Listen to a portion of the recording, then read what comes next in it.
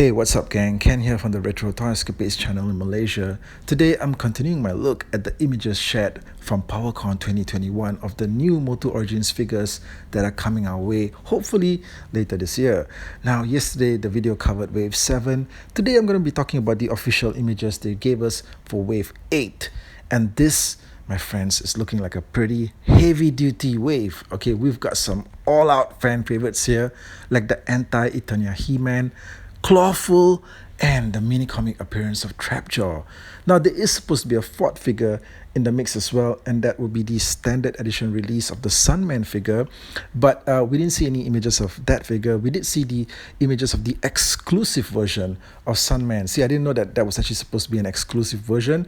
But yeah, there is a specially packaged version of the Sunman figure, which I think I'll be covering in a separate video because there's stuff that I wanted to expand on a little bit in the discussion.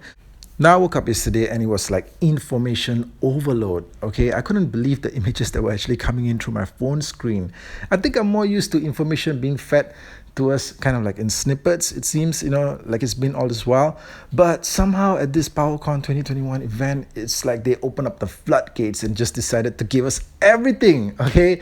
And what we've seen is fantastic, okay? Not just the MOTU Origin stuff, but even the stuff that's coming from Masterverse. Everything just looks freaking amazing. I'm just wondering if there's gonna be enough money available to collect everything. All right, but before we start getting too worried about that, let's get down to talking about the images here for Wave 8. And like I said, this wave looks pretty stunning. All right, and first up, we've got the Anti-Eternia He-Man.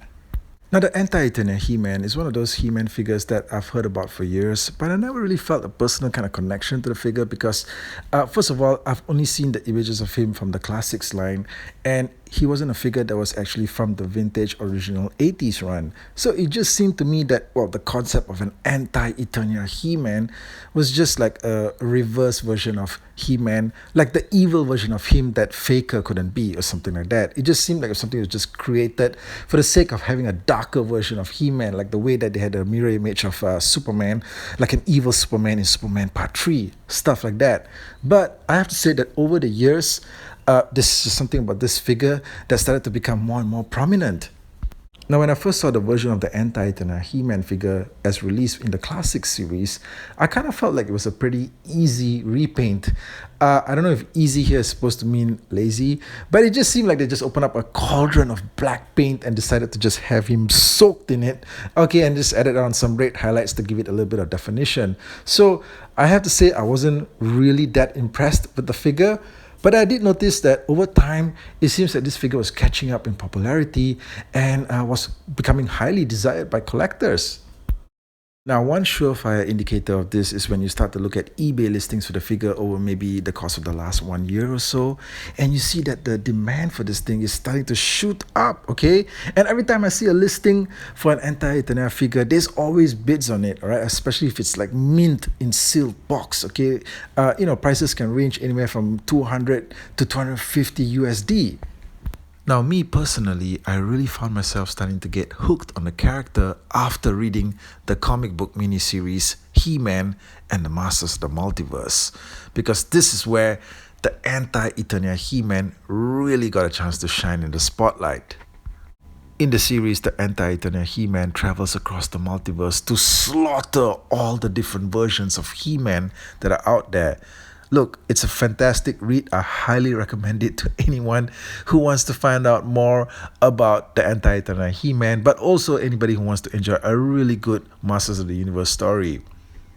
Okay, so having said all that, I'm now fully on board with the Anti-Eternia He-Man figure. I can't wait to have this guy in my collection, and I know that almost all of you out there feel the same way too. This guy's great, okay?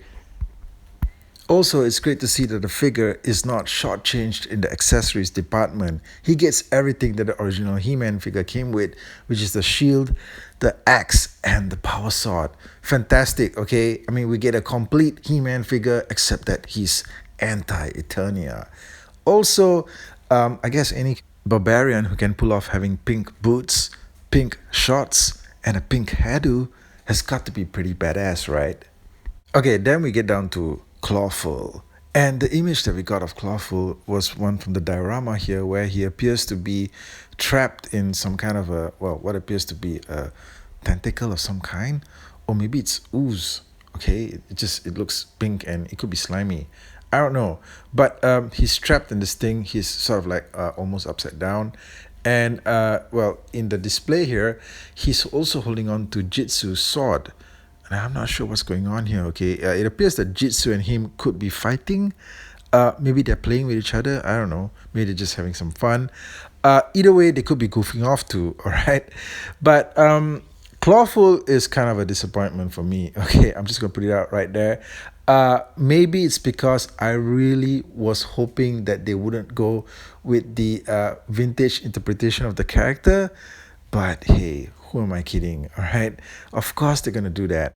Now, I think my expectations are based on the fact that I didn't really have a really good idea or recollection as to what Clawful looked like from the original cartoon, and I definitely did not see the Clawful vintage action figure anytime from when I was a kid. I don't remember ever seeing it in stores personally, and I definitely didn't own one for myself until sometime like probably 2013. I think that was pretty much when I was, actively getting back into vintage Masters of the Universe as an adult and trying to collect back all the toys that I never had as a kid.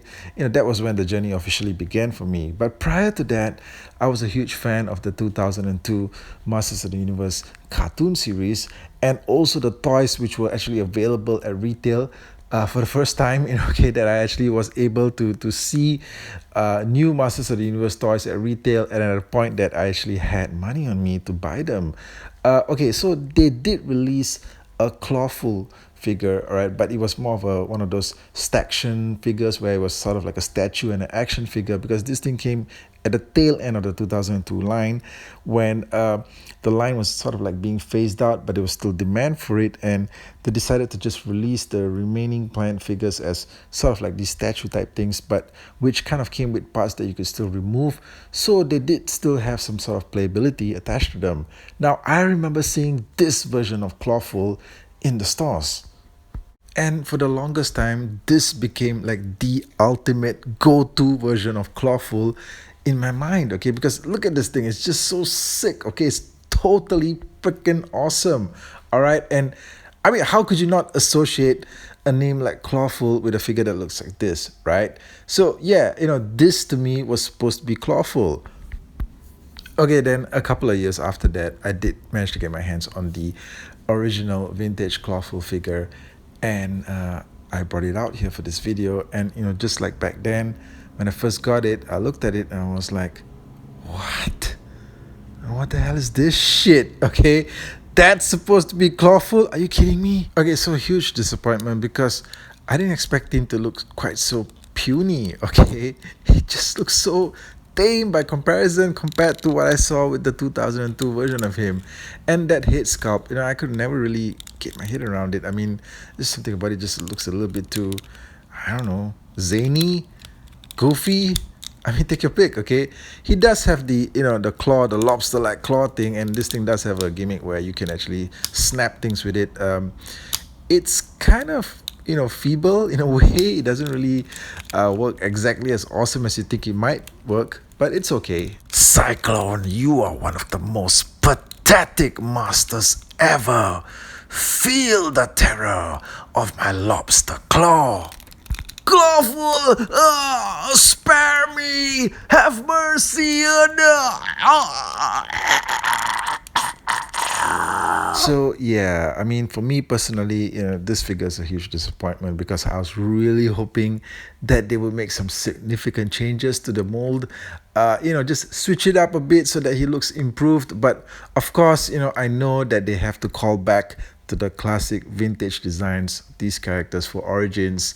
So it's pretty much expected. But I do know that a lot of you guys out there are huge fans of this particular character design for Clawful. And I guess, well, you guys are getting everything that you wanted, all right? And Clawful is one of the most requested figures that I've seen in the comments section. Him along with Whiplash. So I guess, we're getting everything that we wanted, right? But except that, for me personally, I really, really want that version of Clawful from the 2002 wave, only this time around to have him more posable. Okay, not a statue, but just have that figure, with all that massive, might and magnitude, and just have him posable. Okay, then we have the mini comic version of Trapjaw.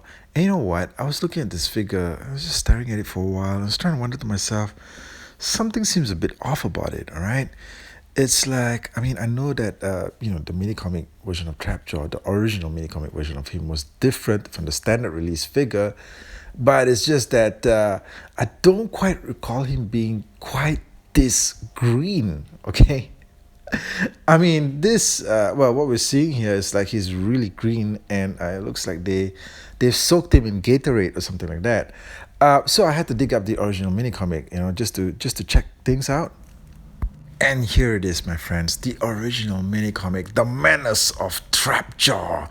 And as you can see here, the version of Trapjaw on the cover is completely different from the version that we normally recognize him as, and also completely different from the version of him that's on the catalog on the back of the same book. Okay, so yeah, okay, you can see how this thing could be pretty controversial, right? But if you actually look at the depiction of Trapjaw in the mini comic, he doesn't have that shockingly green look to him. Okay, it still looks pretty much like normal skin, except it's just got a lighter greenish, sort of like yellowish tone to his skin. But definitely not, the shockingly green look that he's got in the action figure here. See, I kind of prefer this look, okay? Why can't we get this version of him, all right? The one that's here right now in the mini comic that I'm showing to you, okay? Why can't we get this version? Of course, any version or variant of Trapjaw is much appreciated. Let's face it, this guy is like one of the most popular, well recognized, and most sought after Masters of the Universe figures of all time.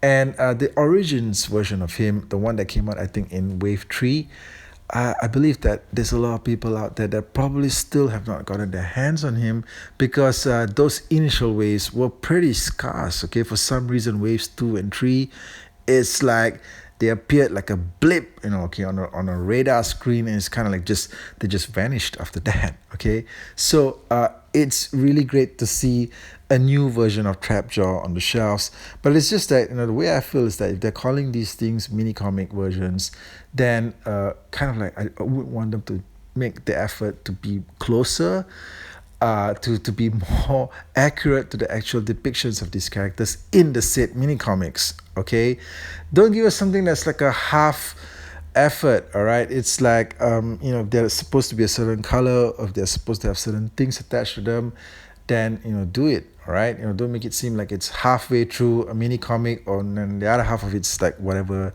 it's supposed to be. Okay, whatever you say it is, I don't know. Okay, but still, it's fantastic to get Trapjaw. If we are getting a repaint or a re-release in any of the waves, I'd rather it be a character like him. Okay. Okay guys, so that's the video. That's my look at Wave 8 of MOTU Origins from the official images that were shared at Powercon 2021. Now, I do want to hear what you guys have to think of these figures. Let me know in the comments. Let me know what you thought of the video. And of course, if you enjoy the content, do make sure that you're subscribed so that you don't miss any of the updates on the channel. Thanks guys, and I'll catch all of you again real soon.